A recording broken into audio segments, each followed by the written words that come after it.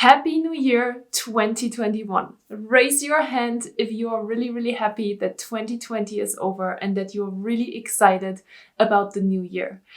I definitely am, and I'm really excited to get 2021 kicked off with you today with this video about how to make your New Year's resolution last. Because I know that many of you have New Year's resolutions, and of course you have really good intentions. You want to make it a big year and you want to make them stick.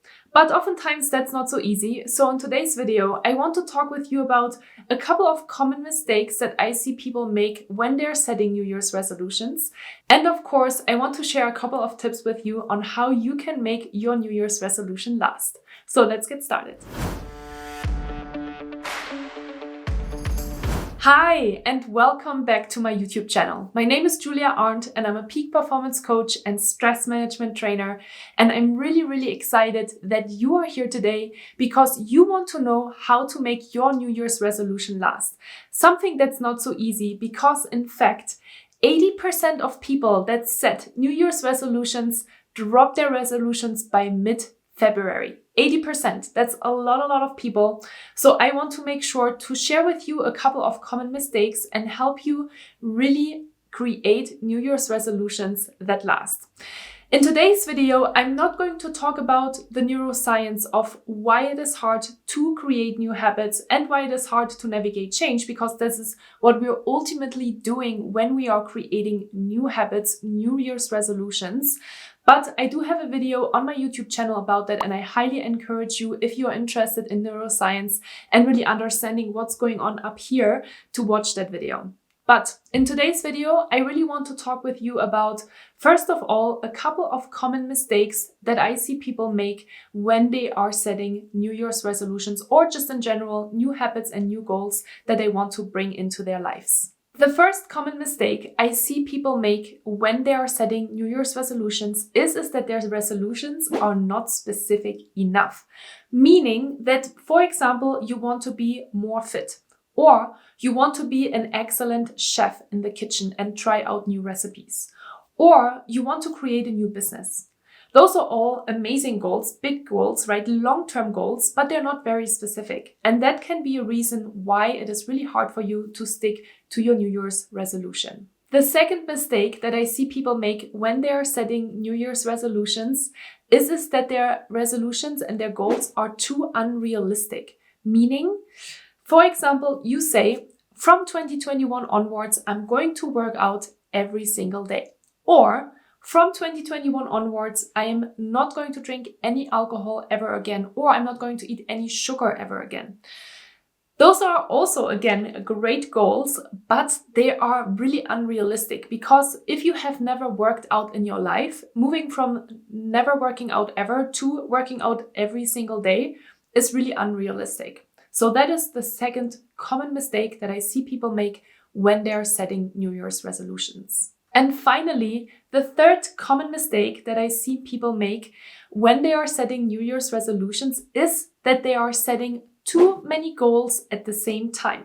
For example, you want to be more fit, eat healthy, create a new business, and you also want to be an excellent chef in the kitchen, all at the same time. That is, again, also really great that you are setting all these wonderful goals, but it is super unrealistic that you're doing all of these different goals at the same time. So now I really want to get into how you can make your New Year's resolutions last. And the first thing that I really want you to start thinking about is to start small. Start extremely small. The smaller you start, the better, because when you are creating really small but realistic goals, then you have a success experience, and that will help you to create that momentum, especially at the start. Let me give you an example. In 2020, I really wanted to get into running. I wanted to move my body every morning, and I do have to say that I'm not a big runner. I am not a morning person working out at all. So there were a couple of different conditions that could have made it really hard for me to stick to that new goal. But I made it super small in order to be successful with that goal in the first place. So at the beginning, I went outside for 10 to 15 minutes running. I didn't set the goal to run every day. I didn't set the goal to run 3 miles a day. My goal was to just get outside, 10 to 15 minutes every single morning. And I did that, and it felt super, super accomplishing. And I did that, in fact, for a couple of weeks before I increased the intensity of my runs. And that was really helpful because at the beginning, for me, just going outside the house and moving my body for 10 minutes was a big achievement.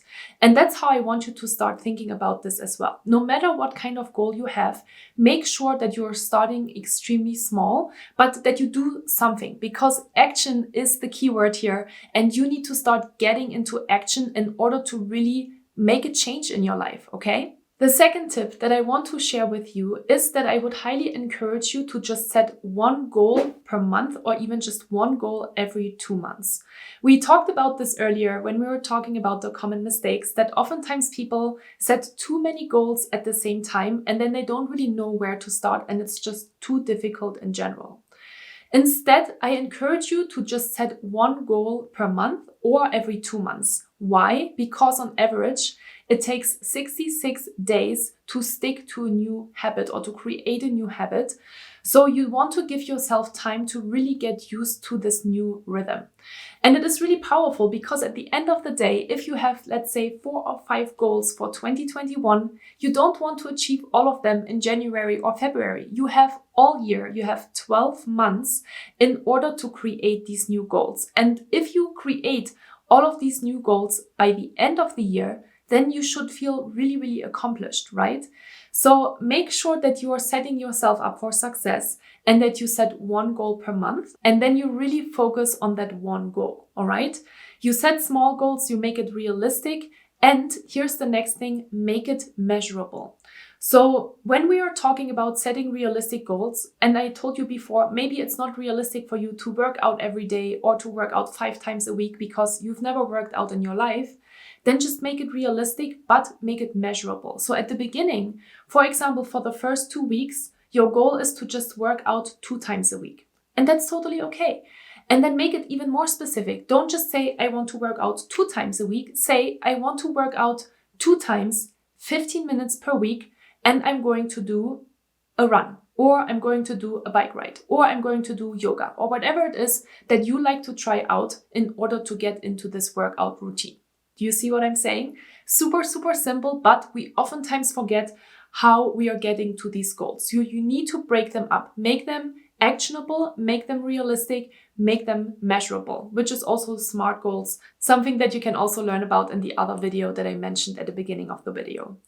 And finally, one more thing that I want to share with you today in order to make sure that your New Year's resolution is going to stick is that you should celebrate your wins. For example, I would highly encourage you to create a little log. So for example, write a journal or write a diary every day or every week on what you did in order to get to that goal.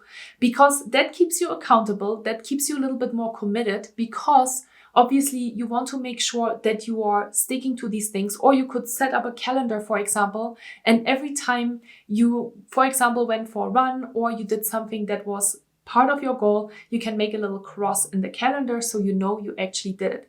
So these little gamifications can really help you to be more committed and to feel more success while working on your new goals. And I also find it super, super helpful to have an accountability buddy, to be committed to somebody and to tell somebody, hey, I'm going to do this. Please keep me accountable, because you are 60 to 80% more likely to stick to your goals if you have somebody that is checking in with you. That is why coaches nowadays are really, really popular, because they basically help their clients achieve their goals. Super, super simple. So I hope this was helpful for you. Leave me a comment down below, because I do want to know what your New Year's resolution is for 2021. What are your goals? Share them with us and let's be accountability buddies for each other. I'm really excited to hear what you have planned. I have definitely a lot of different goals. For January, my goal is to not drink alcohol and to not eat any sugar. Those are my 2 goals in January 2021. And I'm excited to see what your goals are. So thank you so much for watching this video. Give me a thumbs up if you liked it, and I hope to see you in the next one.